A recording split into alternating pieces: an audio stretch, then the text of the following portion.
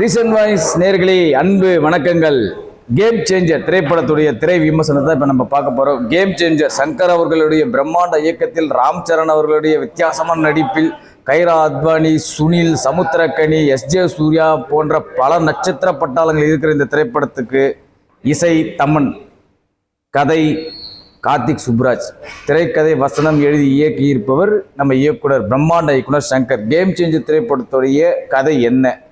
Game சேஞ்சர்னு சொல்லும் போதே தெரியும், இது ஒரு புதுவிதமான சேஞ்சரில் விஷயங்களை கையாள போகிறார் அப்படின்னு நினச்சிட்டு நம்ம போய் தேட்டரில் உட்காந்தோம். ஐஏஎஸ் அதிகாரியாக ஒரு மாநிலத்துக்கு வருகிறார். அந்த இருக்கிற சில விஷயங்கள், கட்ட பஞ்சாயத்துகள், ரவுடிசம், இதெல்லாம் டக்கு என்னவோ அப்படி இப்படின்னு பண்ணிக்கிட்டே இருக்கார். ஒரு கட்டத்தில் இவர் யார் அப்படின்ற உண்மை தெரிய வருது. அந்த ஸ்டேட்டோட சிஎம் இறந்து போயிடுறார். அந்த இறந்ததுக்கு பிறகு அந்த சிஎம் பதவிக்கு பல பேர் போட்டி. அந்த போட்டியில் திடீர்னு ஒரு திருப்பு முனையாக ஒரு விஷயம் நடக்குது. இவரை சிஎம் ஆகிறதுக்கு ட்ரை பண்ணுறாங்க. இதுதான் கேம் சேஞ்சர். ஆனால் இவர் சிஎம் ஆனாரா இல்லையா, ஏற்கனவே சிஎம் ஆகணும்னு நினைக்கிறவங்க இவர் எப்படி பழி வாங்கினாங்க, இதே தான் கேம் சேஞ்சர். கதை என்னவோ கேட்கும்போது நல்லதாக இருக்குது. ஆனால் இது திரைக்கதையாக வடிவமைத்த விதத்தில் சத்தியமாக சொல்கிறேன், சங்கர் கோட்டை விட்டுட்டார் தான் சொல்லணும். முதல்வன் மாதிரி ஒரு ஸ்கிரிப்ட். முதல்வன் படம் நம்ம தமிழ்நாட்டில் முதல்வன் திரைப்படத்தை நம்ம எல்லாருமே பார்த்துருப்போம். ஃபஸ்ட்டு ஒரு 10 நிமிஷம் கதை வேறு மாதிரி போகும். 10 நிமிஷத்துக்கு அப்புறம் கதை என்ன மாதிரி ஒரு ஸ்க்ரீன் பிளேவை கொண்டு வருவார்னு உங்கள் எல்லாருக்குமே தெரியும் இயக்குனர் சங்கர் அவர்கள். அந்த மாதிரி ஒரு ஸ்கிரிப்ட் செலெக்ஷனை பண்ண வச்சு இந்த படத்தில் ஹீரோயிசம், மசாலா இதெல்லாம் சேர்த்து சரி அட்லீஸ்ட் அதையாச்சும் அவர் அழகாக கொடுத்துருப்பாரு அப்படின்னு நம்ம எதிர்பார்த்தோம்னா, நிச்சயமாக சொல்கிறேன் அந்த சுவாரஸ்யம் கூட இங்கே திரைப்படத்தில் இல்லாமல் நிஜமாக கோட்டை விட்டுட்டார் தான் சொல்லணும். படம் முழுக்க பின்னணி இசை ஜாம் ஜூம் ஜாம் கத்திக்கிட்டே தான் இருக்குது. பிஜிஎம்ல ஒரு சுவாரஸ்யமும் இல்லை. சரிப்பா, படத்துடைய பெரிய ப்ளஸ்ஸாக நம்ம எதிர்பார்த்துட்டு இருந்து எஸ்ஜே சூர்யாவுடைய பிரம்மாண்டமான நடிப்பு நம்ம ரொம்ப எதிர்பார்த்தோம்ல. எஸ்ஜே சூர்யா எப்பவுமே ஒரு படத்தில் எப்படி அவரோட கேரக்டர் நல்லா இருக்குன்ட்டு, இந்த படத்துலையும் சரி படம் முழுக்க சிட்டிக்கு போட்டுக்கிட்டே இருக்கார், கத்திக்கிட்டே இருக்கார். எஸ்ஜே சூர்யா வழக்கமான உங்களுக்கு ஒரு விஷயம் நீங்கள் பார்த்துருப்பீங்க எல்லா படங்களிலுமே. பட் அதெல்லாம் பண்ணக்கூடிய நல்ல நடிக்கக்கூடிய நபர் ஏன் நடிப்பு திறமையை வெளிப்படுத்தாமல் படம் முழுக்க வில்லனை சித்தியே காட்டிகிட்டு இருக்காங்க அப்படின்றது ஒரு கேள்விக்குறியாகவே இருக்குது.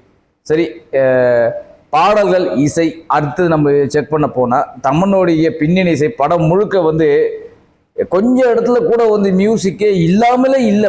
படம் ஸ்டார்டிங் எண்டு வரைக்கும் பிஜிஎம் போட்டு அடிச்சுக்கிட்டே இருக்காரு. ஒரு கட்டத்தில் நமக்கு என்ன பிஜிஎம் வந்துக்கிட்டே இருக்கு படம் முழுக்க, ஒரு இடத்துல கூட சவுண்டே இல்லாமல் டைலாக் வராதா அப்படின்ற மாதிரி இயங்க வைக்குது.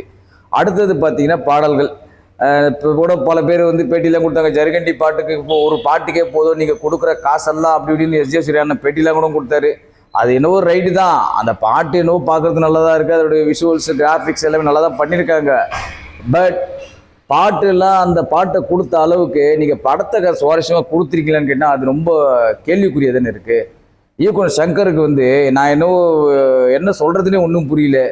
எதுக்கு இது மாதிரி ப்ரொடியூசர் காசை வீணடிக்கிறாருன்னு எனக்கு ஒன்றும் புரியல.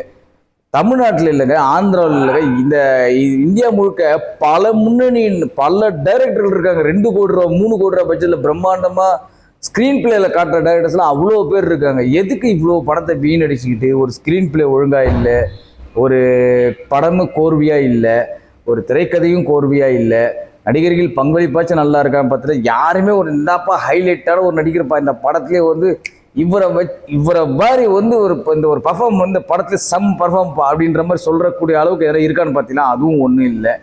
சரி, லவ் போர்ஷனாச்சும் ஒழுங்காக இருக்கா, அதுவும் ஒன்றும் இல்லை. சரி, ஃப்ளாஷ்பேக் போர்ஷனாச்சும் ஏதாச்சும் திருத்தமாக இருக்கா, அதுவும் ஒன்றும் இல்லை. யூஸ்வலான ஒரு ரிவெஞ்ச் ட்ராமா மாதிரி எடுத்து வச்சிருக்காங்க. இந்த மாதிரி விஷயங்கள்லாம் நம்ம இன்னும் இது முக்கியமான விஷயங்கள்லாம் சொல்லாமல் போயிட்டு பாருங்க. சிவாஜி, முதல்வன், ஜென்டில்மேன், அப்புறம் இந்திரன், அந்நியன், இந்த மாதிரி பல படங்களுடைய அவர் எடுத்த படங்களிலிருந்து ஒரு சில கான்செப்டை எடுத்து இதில் போட்டிருக்காரு தான் நினைக்கிறேன். அந்த அளவுக்கு அவருடைய படங்களே எடுத்து ஒரு இது பண்ண மாதிரி இருக்கு இவர் எடுத்த இந்த திரைக்கதையில். சில காட்சி காமிப்புலாம் பார்த்தீங்கன்னா, ஏப்பா முதல்வன் தான்ப்பா இது, ஏப்பா இது சிவாஜிப்பா, ஏப்பா இது எந்திரன்ப்பா, ஏப்பா இது இந்தியன்ப்பா அப்படின்ற மாதிரி நமக்கே சொல்ல தோணும். அந்த மாதிரி இது இருக்குது. சரி, இப்போ ஏதோ ஒரு ஃபர்ஸ்ட் ஹாஃபில் ஒரு கலகலன்னு இன்ட்ரோல் பிளாக்ல ஒரு வித்தியாசமாக ஒரு ட்விஸ்ட்டை வச்சு கொண்டு வந்த பிறகு செகண்ட் ஹாஃப்ல வேற லெவலில் சரி பரவாயில்ல படம் ஏதோ போர் அடிச்சா கூட இன்ட்ரோவில் கொஞ்சம் அப்படியே தலை நிமிர வச்சுட்டாருப்பா போர் அடிக்காமல் கொண்டு வந்துட்டாருப்பா இன்ட்ரோல் சீன் அப்படின்ற மாதிரி நம்ம எதிர்பார்த்துட்டு இருக்கும்போது செகண்ட் ஹாஃப்ல வந்து நல்லா கொண்டு போவாருன்னு பார்த்தா அதாவது ஒன்றும் இல்லை சார் அங்கே எப்படி வந்து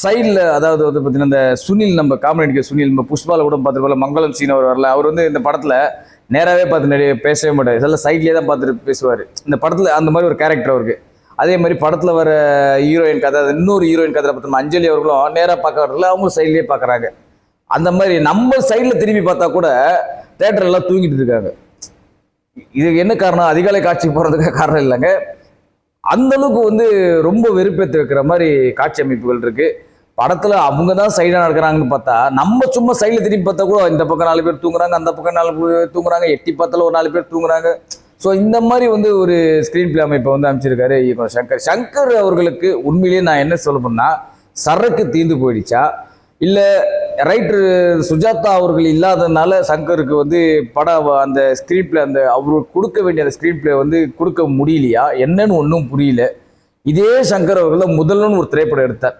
இன்னைக்கு கூட போட்டு பாருங்க அந்த படத்தை தயவுசெய்து சொல்கிறேன் இன்னைக்கும் போட்டு பாருங்க முதல்வன் படத்தை போட்டு பார்த்துட்டு இந்த கேம் சேஞ்சர் திரைப்படத்தை வந்து பாருங்க இதை வந்து நம்ம கிண்டல் பண்ணுறதுக்காகவோ இல்லை படத்தை ட்ரோல் பண்ணுறதுக்காகவோ இதுக்கெல்லாம் பல பேர் வந்து எல்லா இடத்துலையும் போயிட்டு விமர்சனன்ற பேரில் வந்து எங்களெல்லாம் இது பண்ணுறாங்க அப்படின்ற மாதிரி இது அவங்கள வந்து வைத்திய நம்ம பண்ண வைக்கிறதுக்காக பண்ணலங்க உண்மையிலே சொல்கிறேன் படம் வந்து அந்த அளவுக்கு ரொம்ப மோசமாக எடுத்திருக்காங்க ஏன்னா இங்கே எத்தனையோ டைரக்டருங்க 2 கோடி ரூபாய் 3 கோடி ரூபாய் பட்ஜெட்டில் அவ்வளோ பேர் படம் நல்ல கதைகளோடு சுற்றிக்கிட்டு இருக்காங்க அவங்களாம் வாய்ப்பே கிடைக்கல ப்ரொடியூசர்ஸ் கிடைக்கல பட் இவ்வளோ கோடிக்கணக்கில் செலவு பண்ணி கோடிக்கணக்கில் படத்தை எடுத்து இவ்வளோ கோடிகளை செலவு பண்ணி ஒரு நல்ல படத்தை எடுக்க முடியலையே அப்படின்றது தானே இங்கே எல்லாரோட கேள்வியாக நிலவுது ஏன்னா செலவு பண்ணுறதுக்கு ப்ரொடியூசர் ரெடி நல்லா நடிக்கிறதுக்கு நடிகர்கள் ரெடி நல்ல இசையமைப்பாளருக்கு இசையமைப்புகள் ரெடி நல்ல பாடல்கள் கூட இசையமைப்புகள் ரெடி ஆனால் நல்ல திரைக்கதையும் நல்ல கதை அம்சம் கொண்ட இயக்குநர்கள் இல்லையா அப்படின்ற மாதிரி கேட்க வைக்குது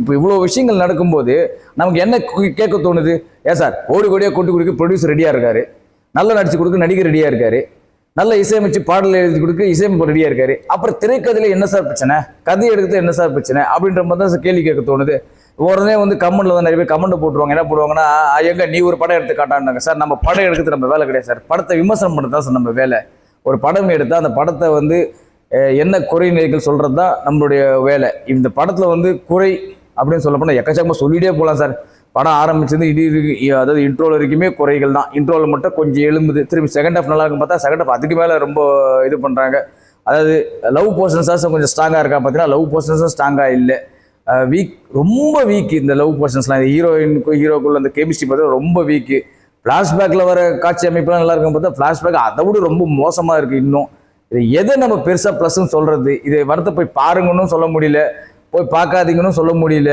என்னை பொறுத்த வரைக்கும் கேட்டீங்கன்னா சங்கர் மீது அபிமானம் கொண்ட சங்கர் மீது இன்னும் நம்பிக்கை வைத்துக் கொள்ளக்கூடிய சங்கர் மீது இன்னமும் நாங்கள் சங்கர் நம்பிக்கிட்டு இருக்கோம் சார் அப்படின்னு யாருன்னா இருந்தீங்கன்னா அவங்க மட்டும் போய் இந்த படத்தை பாருங்க யான் பெற்ற இன்பம் பெருகை வையகம் அப்படின்னு தான் சொல்ல தோணும் கண்டிப்பாக ஏன்னா நம்ம வந்து பார்க்க வந்து யாருன்னா நம்ம யாரையும் ராம் சரண் அவர்களையோ தமன் மியூசிக்கை கொண்டோ இல்லை கைராத்வானி ஹீரோயினை கொண்டோ நம்ம படம் பார்க்க வரல சங்கர் அப்படின்ற ஒரு பிரம்மாண்ட இயக்குனருடைய திரைக்கதையை நம்பி தான் இங்கே முக்கால்வாசி பேர் படமே பார்க்க வந்தாங்க அந்த திரைக்கதையை இயக்குனர் சங்கர் அவர்கள் கரெக்டாக கையாண்டாரான்னு கேட்டிங்கன்னா சுத்தமாக இல்லை அப்படின்னு தான் சொல்லணும் மீண்டும் சந்திப்போம் நன்றி வணக்கம்